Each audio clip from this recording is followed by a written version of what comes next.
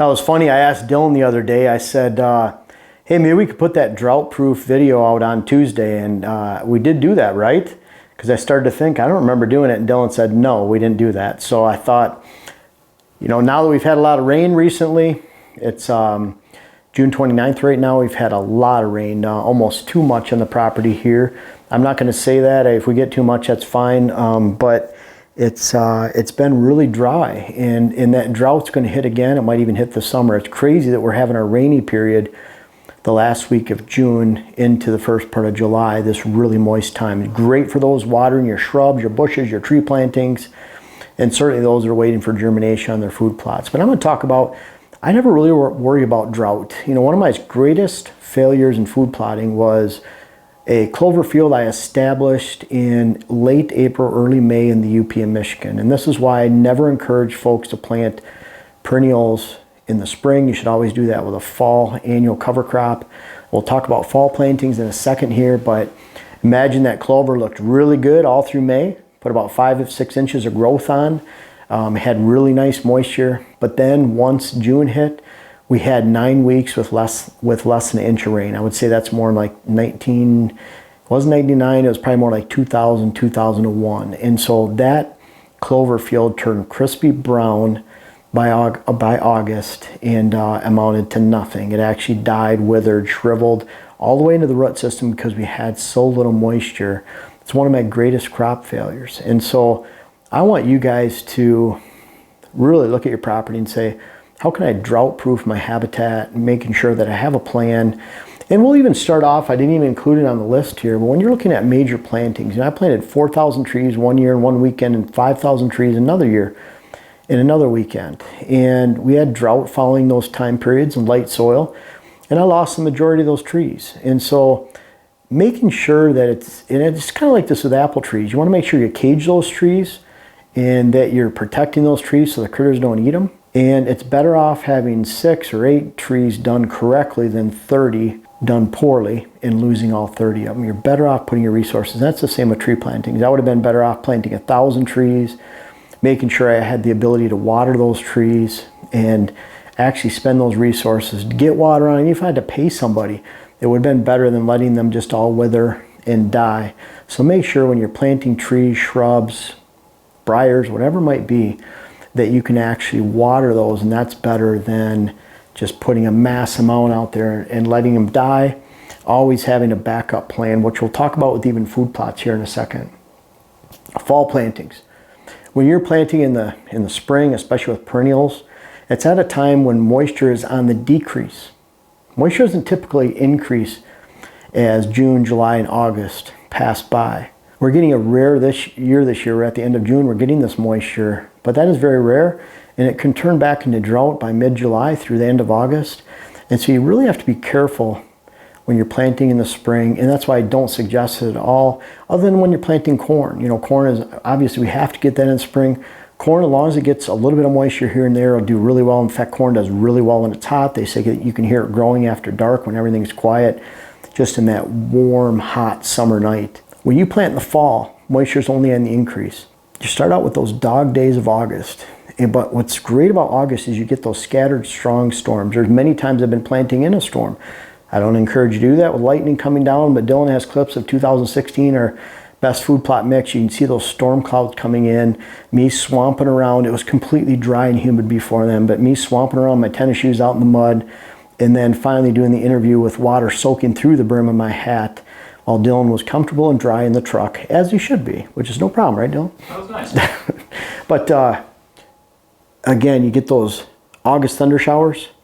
You get more appreciable rain in September, and then certainly when you get into October, November, it only increases. So if you're establishing perennials, for example, you can plant them with a cool season annual, oats, rye, brassica. I first used brassica and clover combinations back in the late 90s, and it worked. It was very successful, but I did that with rye and oats. Very easy to establish a perennial, chicory, clover, bird's foot trefoil in the fall with a cover crop, and then moisture is only increasing over time. In the fall, you get that other great shot of moisture. In the spring, and then that extends down to drought in the most summers. By that time, those perennials have gotten their feet well established. those roots deep in the soil so they can actually capture that moisture and drought proof your perennial. If you plant in the spring, you're taking a big chance, just like this year, that nothing's going to grow.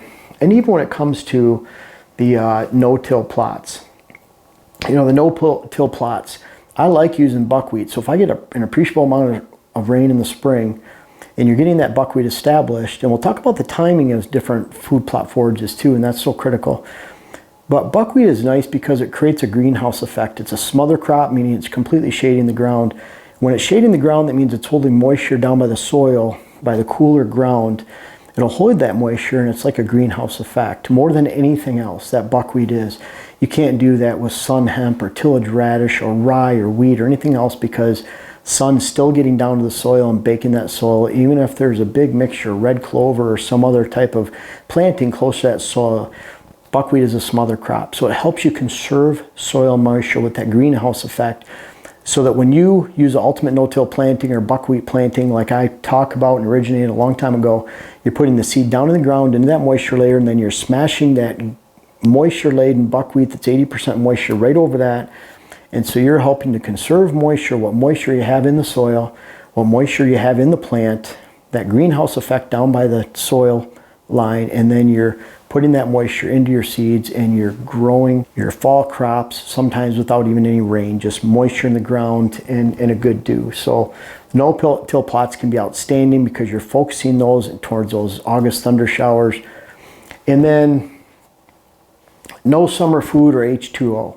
If you're not worrying about your water holes, if you're not worrying about your deer herd during the summer, which you really shouldn't, with the exception of the arid Southwest, Texas, Arizona, Oklahoma maybe, portions of very hot, dry locations where summer is a low soil in the bucket. But for 90% of the rest of the whitetail world, towards the north, summer is not the time of leniency. It's not the lowest soil in the bucket. Fall and winter is. And so when you're gearing everything towards the fall and winter time so that you can actually be the herd influencer in the area, then summer food becomes a non-factor. And then also your water holes during the summer, who cares? They get plenty of moisture, all their moisture requirements. They don't even need to hit water. So just because you have a water pond on your property or even a water hole during the summer doesn't mean you're doing anything else for the health of the herd. They can get that moisture anywhere. So it's kind of cool. You don't have to worry about that within your deer habitat. I like to be efficient and smart with my practices. And so that's why I do what I do, so that I can actually be the herd influencer in the fall and have a great hunt. Planting window timing. This is very critical.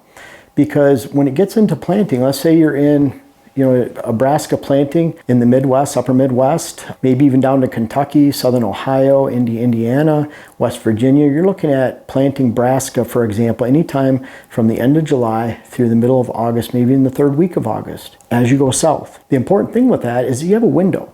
So if I'm planning on planting August 5th, that's my perfect date, and I see that there's a lot of rain coming on July 26th, 27th, I'm going to try to move up my planting date and plant then so I can capture that moisture. It's really fleeting at that time of the year. So when you get that moisture, you're going to get moisture in another couple weeks, but you tap into that moisture at the time. And on the flip side, if you're planning on planting August 5th and there's drought in the forecast, well, wait till the 15th when there's actually moisture forecasted for several days in a row.